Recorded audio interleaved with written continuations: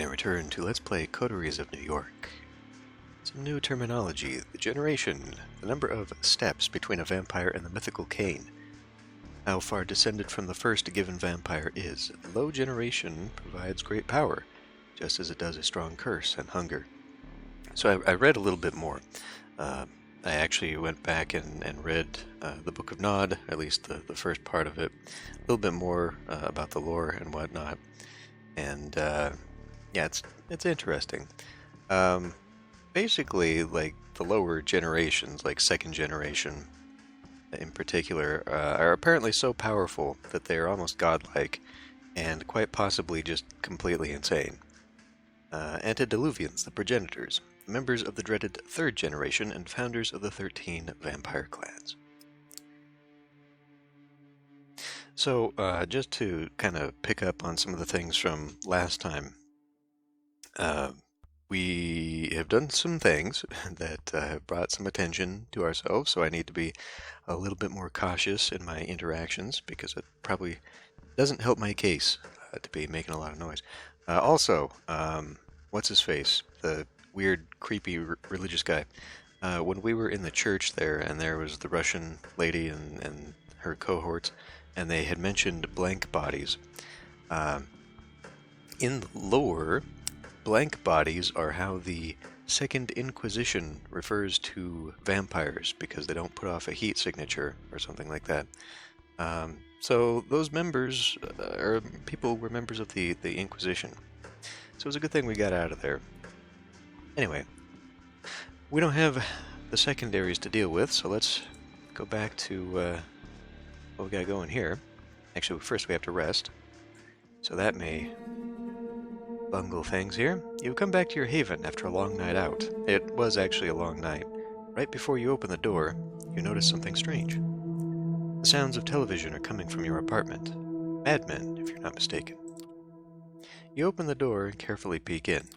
A young, disheveled woman is curled up on your sofa. She has a blanket pulled on top of her and seems very comfortable. Next to her lies an obviously unconscious, preppy woman. The stalker. Oh, you're home. The woman reaches for the remote and puts Mad Men on pause. You weren't home, so I started without you. You know, Netflix and chill. Join me. There's space on the sofa. I brought us a snack. I'm gonna guess gangrel? You enjoyed it the last time. Is it the other one? The woman points lazily to the unconscious girl. Oh, I forgot. My name is Adelaide. Adelaide Davis. I like you a lot. Help yourself and settle in.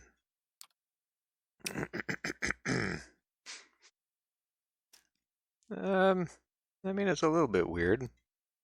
We could have a feeding opportunity here. I had 2 of those last time, though, right? I feel like kicking her out is not going to... I mean, we've already chased away 2 people who are going to come back. Kicking her out is... I mean, you know, overly obsessed girlfriend here. She's going to come back. And that's not going to work. And that's not going to work. Adelaide makes space on the sofa as you sit down between her and the unconscious mortal. You lean to drink from the girl as Adelaide uses the remote to turn Mad Men back on. The girl moans sleepily as you drink from her but doesn't wake. Her blood tastes pleasant and unhurried. A far cry from the adrenaline of blood you have been getting. Wow, Jesus. A far cry from the adrenaline of blood you get by hunting a victim who knows you're coming.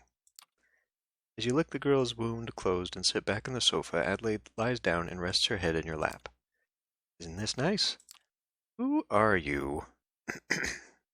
I feel like we've just accepted this way too far. I mean, I've always liked Mad Men. Me too. It reminds me of another life long ago, even if it wasn't quite like it is on the show. I remember more blood and screaming. We watched the show together, taking small sips from the human every now and then. Didn't know vampires could spend time like this. The door to your apartment opens. Your mind is elsewhere, and you react slowly.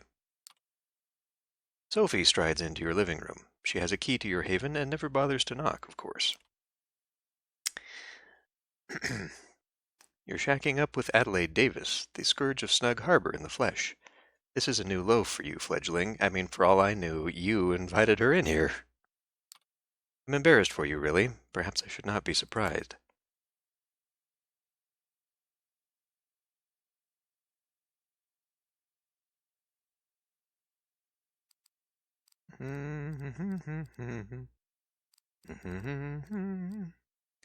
Well, I mean, what is this? We're not really. I mean, this is some weird vampire that I was hoping I was going to get some information from.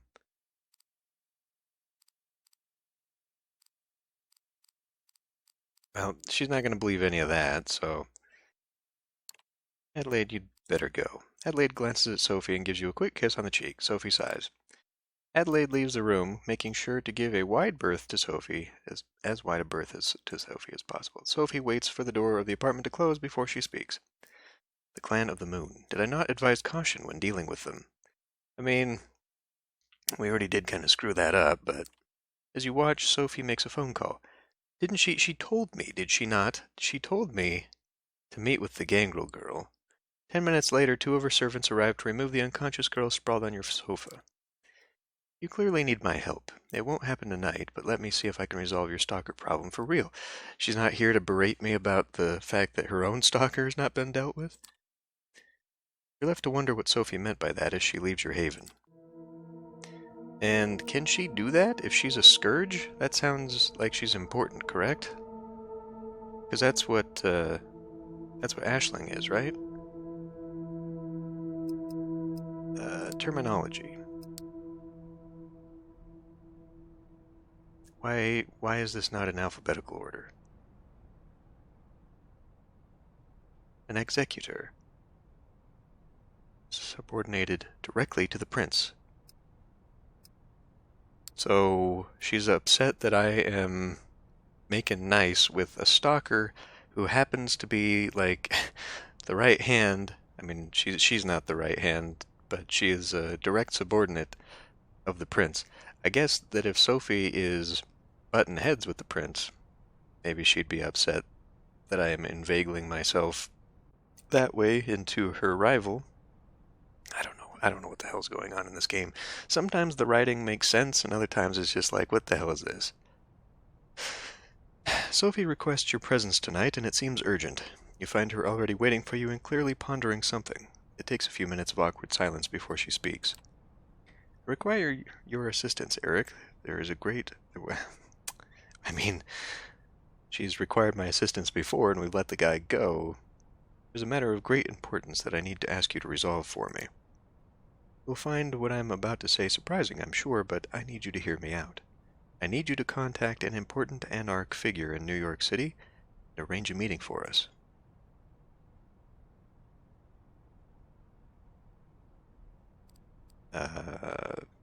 Aren't meetings with Anarchs forbidden? Pretty sure we're not supposed to meet with Anarchs. We're at war, right?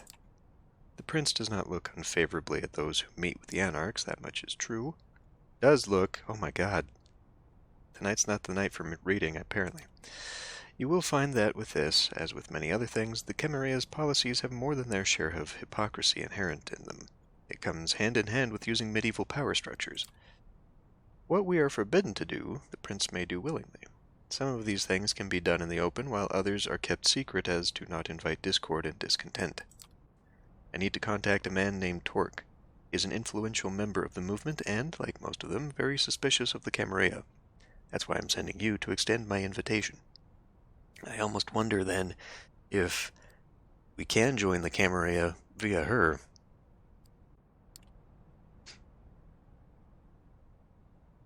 How do I know he'll talk to me? He won't. Not yet, anyway. You need to start further down the chain and with the right story to spin. From my limited sources adjacent to the movement, I've gathered that your best chance to speak to Torque is to first meet with his right-hand woman, Mia. She's a regular at a club called the Leech Pit. I think it would be best if you presented yourself as an Anarch hopeful, a fledgling looking for a place of belonging. Only after you talk to Torque directly should you mention my name in the meeting. Okay, but does Kadir know about this? Because he's gonna kill me. I've already got two things going against me that hopefully no one knows about, but they probably will know about soon. I actually kind of suspected that the religious guy might have been an Anarch, but I guess we'll find out.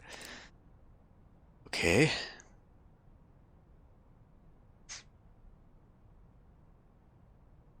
Okay, sure, we'll do that.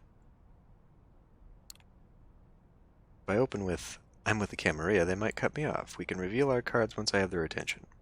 My thoughts exactly. After tonight, I suggest we do not speak of this again until you arrange the meeting. There are many who would jump at the chance to use this against us.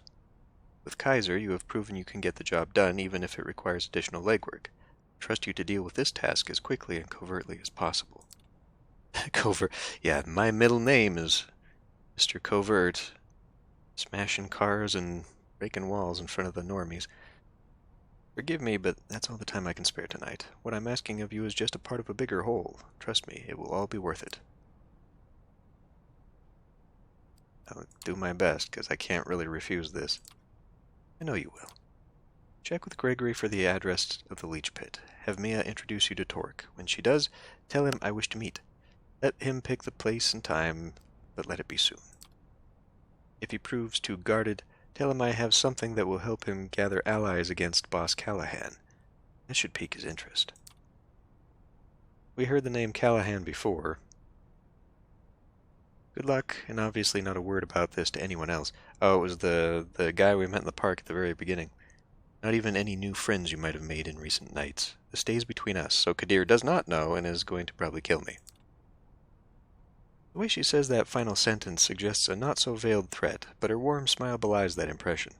You want to help her to keep trusting you. You wouldn't want to disappoint her. Gregory gives you the address. The club is in Brooklyn. Apparently it's some kind of heavy metal bar with a dedicated concert space. Time to pay this Mia a visit. The place is teeming with people tonight. You arrive in the middle of a concert. The music is loud, almost deafening, but it takes you a while to get used to it. You recognize a phrase or two of the lyrics and realize that you know the song they're playing. The poster confirms your suspicion. It's a Life of Agony tribute band, and they're not half bad. A group of a dozen patrons are tightly packed together, and the smell of their sweat and youthful, excited blood overwhelms you momentarily. It's with some difficulty that you turn to the task at hand. You've heard your share of about the Anarchs and how they fit into kindred politics, but you only have your short encounter in Corona Park on which to base your actual opinion of the faction. That might have been just a horrible first impression, but you're keeping your guard up just in case. Yeah, let's be direct. You started the bar. Mia was supposed to be a regular. Might as well check how true that is. The bartender turns to you as she pours a line of drinks for a group of rowdy patrons. Can I get you?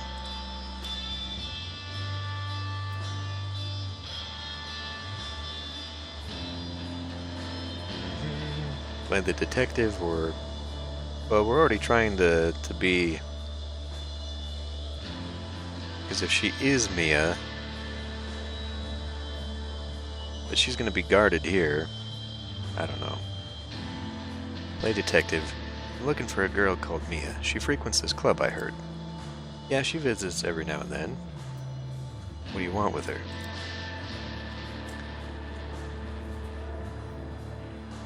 I heard she has connections. I'd like to meet somebody through her. Yeah, she knows people who know people. I haven't seen her tonight, sorry. If I do, I'll let her know you asked for her. You decide to walk the premises some more, hoping that Mia will show up. The concert begins to die down. The band is into their first weekly requested encore. A hand on your shoulder, you turn around and come face to face with a lanky woman in a jacket 2 sizes too big for her frame. Follow me to the bar. I've got a few questions, and you'd be better give me snappy answers if you know what's good for you. She leads you through the bar to a back door that leads into a side room. Indie metal band posters are plastered on every wall, some of them 20 or more years old, judging from the tour dates.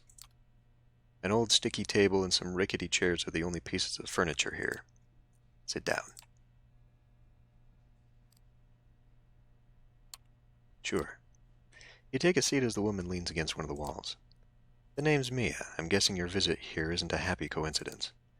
I don't know you, so you're either new in New York or kept an outstandingly low profile. No, not the latter.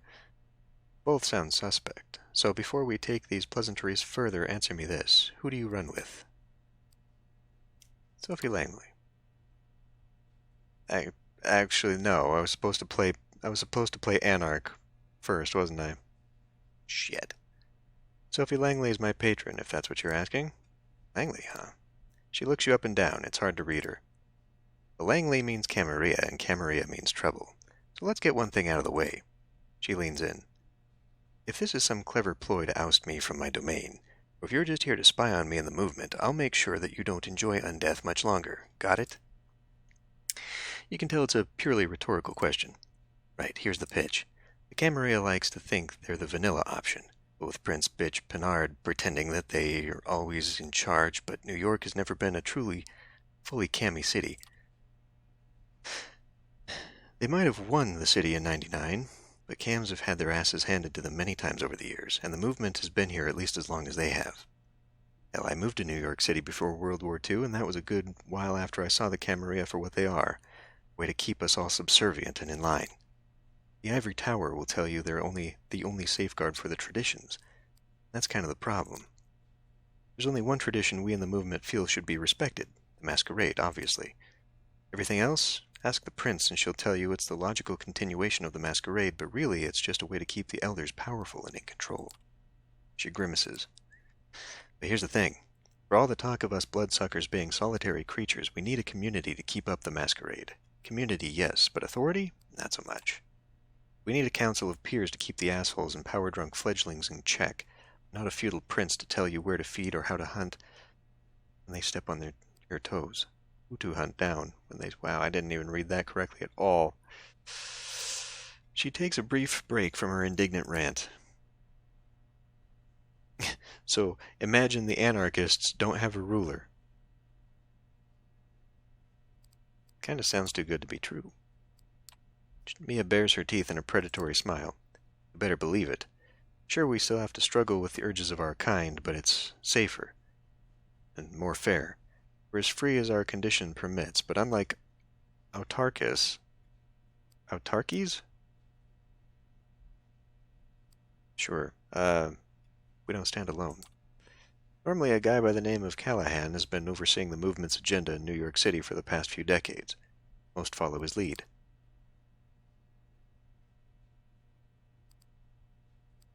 Most? We're trying to get to Callahan, right?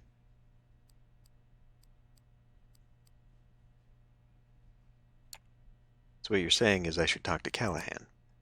No, I'm saying you should talk to somebody else. If you're concerned about being well received in this city, you might need to go through Callahan. But if you're serious about the Anarch cause itself, he's not your guy. Callahan eats up fledglings like you and shits out self-preservation. His position as Baron is mighty shaky now, not least due to the fact he's backstabbed more than his share of allies. So he's doing what any other old fart in a position of power would do. He's doubling down. Negotiations are out, intimidation is in, tightening ranks as a precaution against the Second Inquisition. She surprises you by hacking and spitting on the ground in disgust. If you spent some time with the Cams, that should sound very familiar to you. He's no better than Penard and her cronies at this point. No, you need to contact Torque. And wouldn't you know it, it's your lucky night, because I'm the lick to do it through.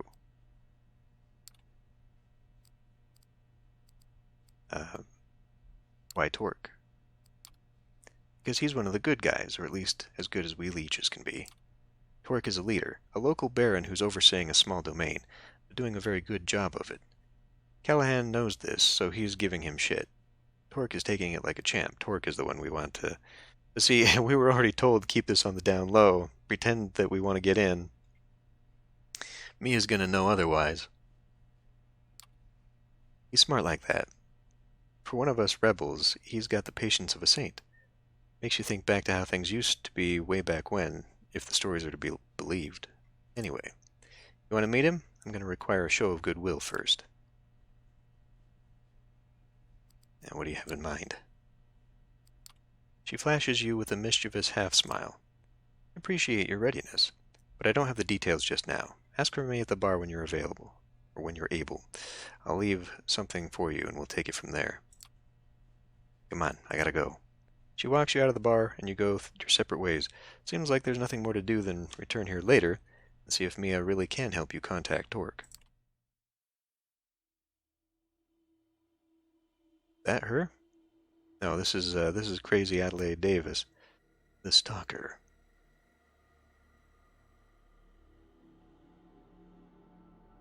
Or we should probably take care of the nosy reporter before she helps me, although they appear to be separate. But I actually kind of wanted to go continue this, so let's actually continue this. Dead End Blues. It's been some time since your last visit at Red Hook. Because didn't he tell me come back in like 2 or 3 nights, and it's been a while? Or did I already get? Ah, man, I can't remember the timeline for this. You should probably get back to D'Angelo and see if he's managed to figure out how to handle Sanna. Actually, looking at the time. Nah, screw it, let's go. As you make your way up the stairs, you notice that D'Angelo's office is surprisingly quiet.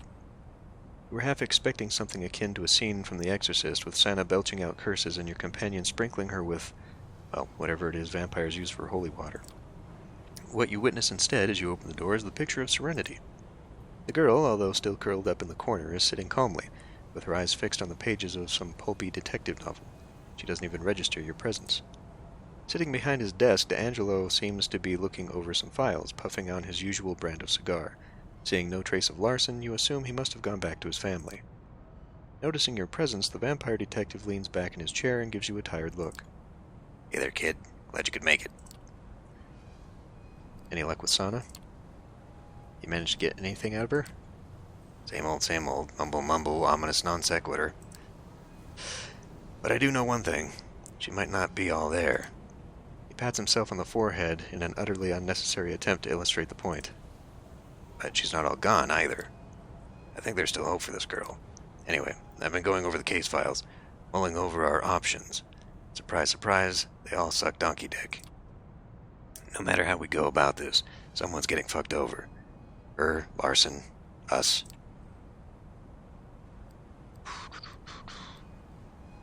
What options do we have? Okay, let's polish this turd. Here's how I see it. 1, we grab Sanna and take her to Elysium and make a case for her to Prince Bernard. 2, we get Valerie to back off by feeding her the dirt I got on Larson. 3, we try to get Sanna out of the city. Come on, kid. I can hear them thoughts bouncing around your head from over here. Out with it.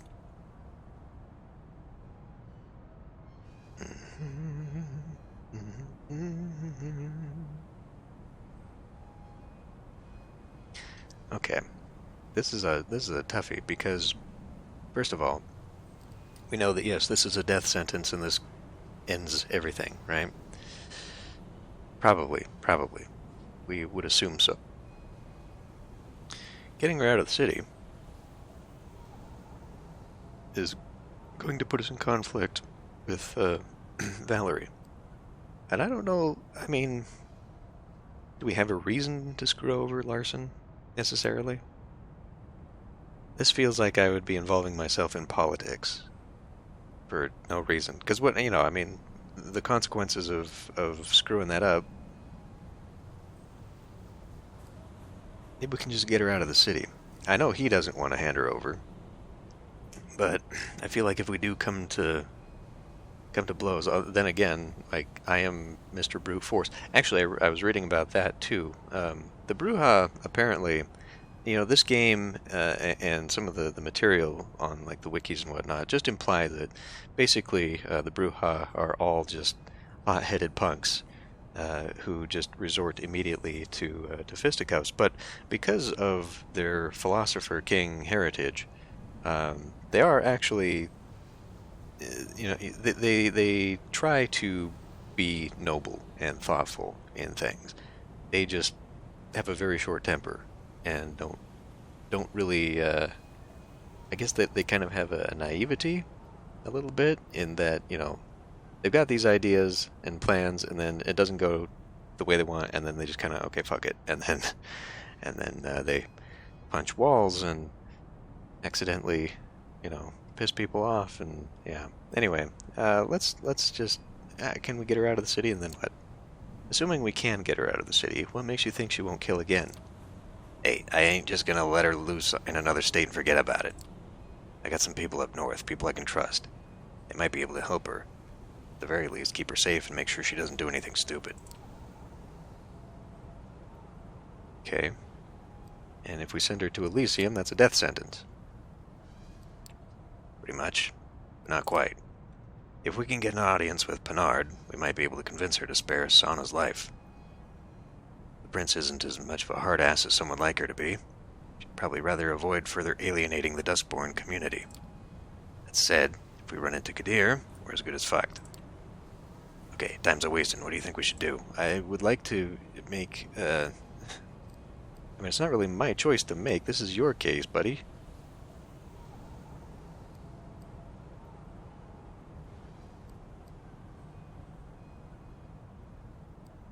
I mean, he's clearly trying to pass the buck, but...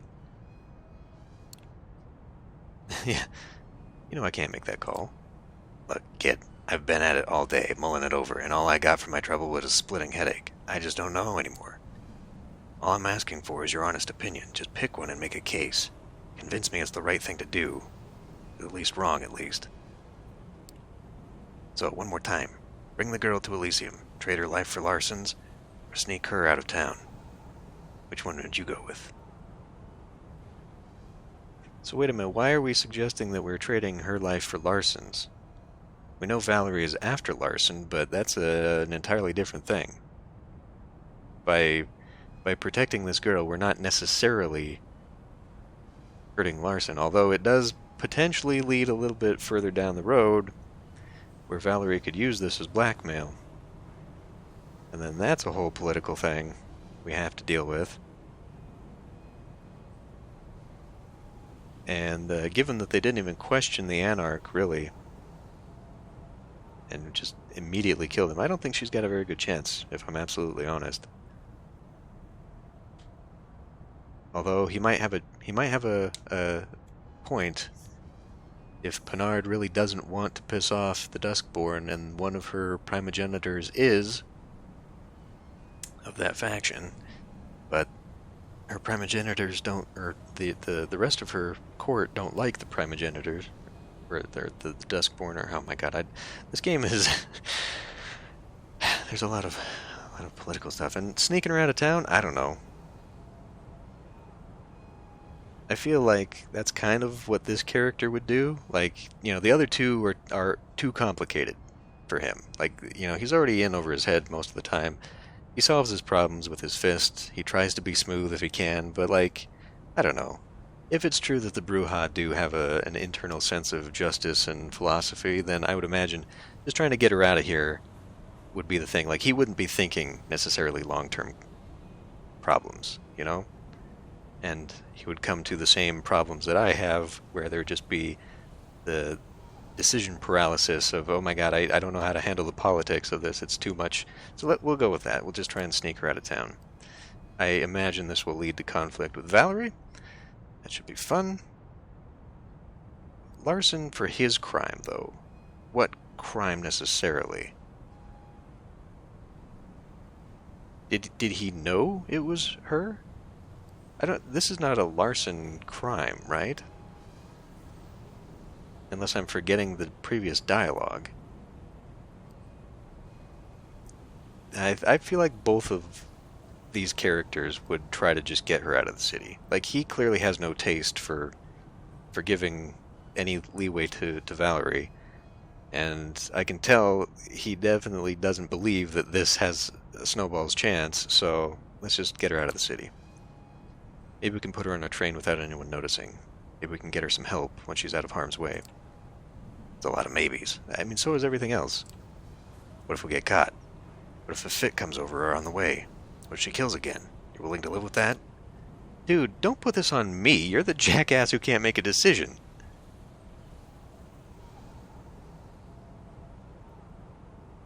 And again, maybe we should just let the court decide.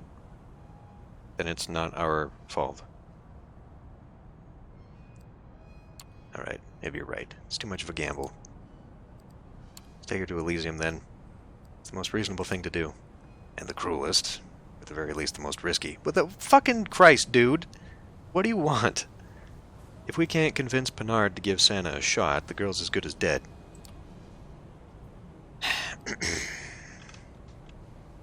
Then let's be convincing. So be it. Buck, do me a favor, kid. Watch her for a few minutes, okay? Gotta make some arrangements, make a few calls. He catches himself, looks at you with an expression of the phoniest of phony guilt. But not, like, with a phone or anything, because, that'd make me a naughty boy, which I'm clearly not. He walks out of the office. Through the frosted windows, you see him instantly go for his clamshell phone. Screw it, does it really make a difference at this point? You turn to the girl, who still has her nose in the book.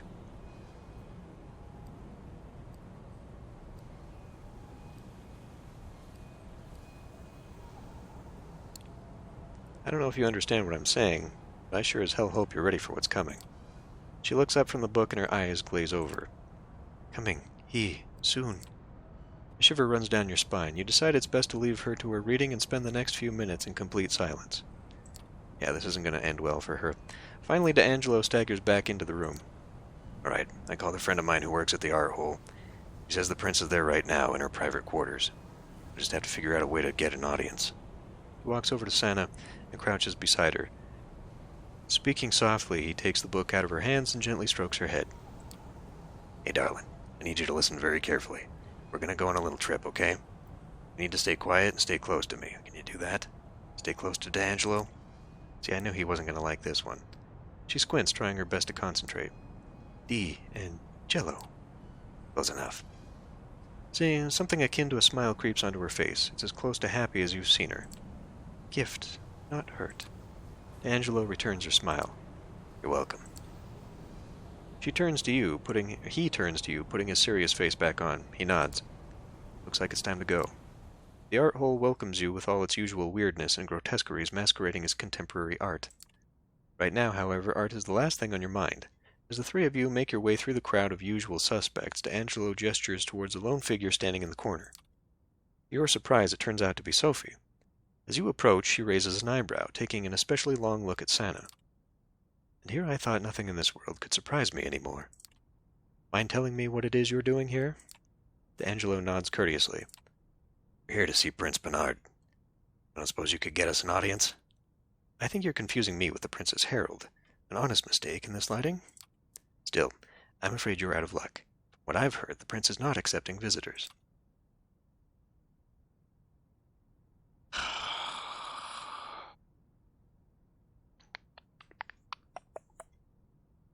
I mean, we're kind of already in this owing thing. She'd be grateful for letting us in. Really? I don't know. We're trying to schmooze and... Fine, whatever. We wouldn't be asking if it wasn't important. I'm sure the prince will be thankful for bringing this matter to her attention. Very nice, very slippery, very futile. As I've already stated, the prince is not accepting visitors. Suddenly you hear a voice from behind you. It's the last voice you could possibly want to hear right now. Hello, Kadir. Yep, maybe I can help. You look over to D'Angelo. He seems frozen in place, not able to move a single muscle. This is bad. Very bad. Keeping things casual, Kadir tips an imaginary hat in your general direction. When he looks at Sanna, you notice his expression sour, if ever so slightly. Perhaps this is a conversation best held in private. Follow me. Before leaving, he nods at Sophie. Langley? Kadir? Again, you glance over to D'Angelo, but he doesn't even acknowledge you. He seems to be in a state of deeply internalized panic. Not seeing any way out of the situation, you follow Kadir into a small backstage area. There he stops and addresses you once more. It's good to see you, D'Angelo. Been a while since you last showed your face around here. I see you've brought friends. So how about we skip the unnecessary drama and you two leave without incident while I take care of our thin-blood guest?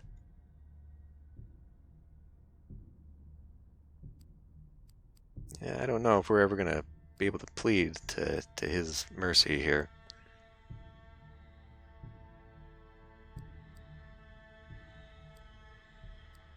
Especially since that's not really how the vampires roll.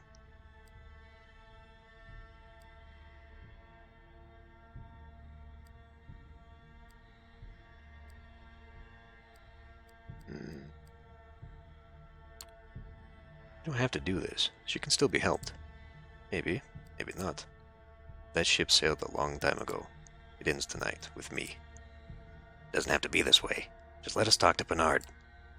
That's Prince Bernard to you, D'Angelo, and no, your harebrained scheme isn't going to work. What exactly did you think was going to happen? Bring the Duskborn with the blood hunt on their head to my doorstep, and what? Hope the prince stays his cruel hand? Stays my cruel hand? Honestly, I thought you were smarter than that.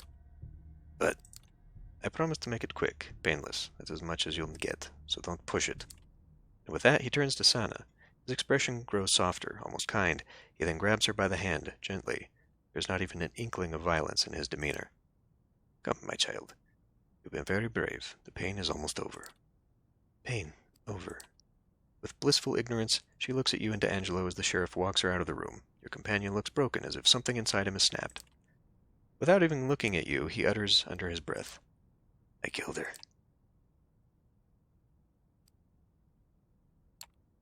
You tried to save her. If anyone's the killer here, it's Kadir. Kadir does what he's ordained to do. Can't be mad at a scorpion for using its stinger. No, this one's on me. Really thought I could save her. Not really knowing what to say, you lift your hand to pat him on the back. You stop yourself mid-motion. Somehow, it doesn't seem like the thing to do. You leave the art gallery and head back to Red Hook. On your way, you keep thinking about Sanna and whether now is the exact moment Kadir brings her final death. It's not a pleasant journey. Slowly, clumsily, you make your way back to the grain terminal. No words are spoken, no bad jokes made, no monologues muttered, and no smiles exchanged. There's only silence and vacant stares. As you head up the stairs to D'Angelo's office, you can feel the tension rising. You can tell the moody sleuth has reached a breaking point. He walks into his office and leans against his cluttered desk. You figure now is as good a time as any to break the silence. You gonna be okay? The moment you finish your sentence, D'Angelo leans over and sweeps all his stuff off the desk. Notepads, bits of paper, and what looks like a cheap imitation of an antique lamp. It all comes crashing to the floor. It doesn't stop there as he grabs a heavy file cabinet and knocks it over. Slowly but surely, the once quiet office turns into a heap of crumpled paper and broken furniture. The tantrum lasts for mere seconds, but as you stand there watching, it feels like forever. Finally, D'Angelo stops and looks up at the ceiling. It's hard to tell if he's had enough or simply run out of stuff to throw around. As he stands there, slowly regaining composure, one of the objects scattered on the floor catches your eye. It's a small paperback novel, the same you saw Sanna reading earlier tonight. It must have landed there while D'Angelo was giving the room a royal thrashing.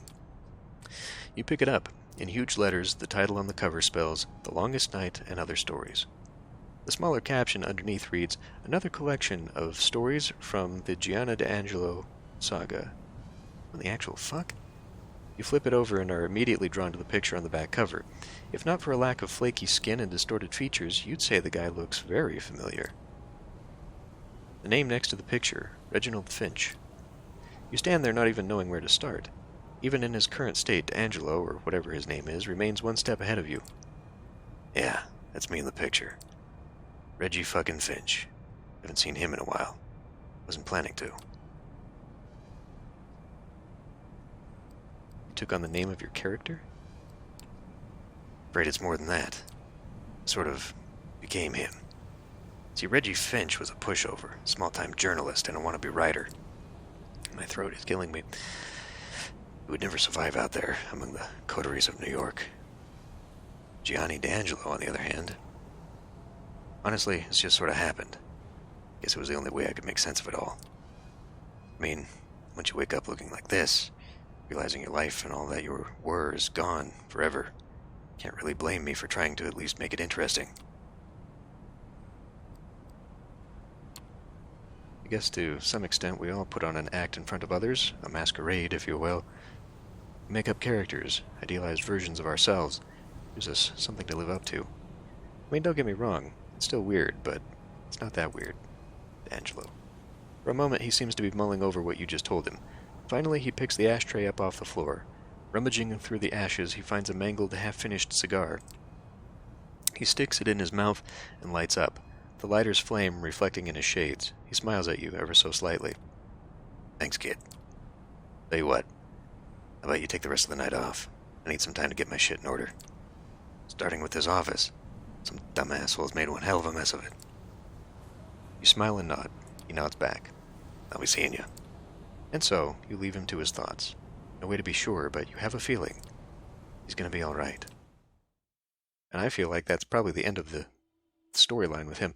See, the thing is, right, when he was going through, he would have given us, bad things that could have happened in each of the answers. Thing is, I noticed that we could not go back. So by saying, well, hey, let's escape with her, and he was like, well, okay, don't do that, then we were left with two choices. So I wouldn't, I would have gone back to, the escaping decision had that been available. So, like many times in this game, you get one chance. And, well, that's that, at least. Although, if it isn't, that's the thing. We don't know that she's dead, necessarily.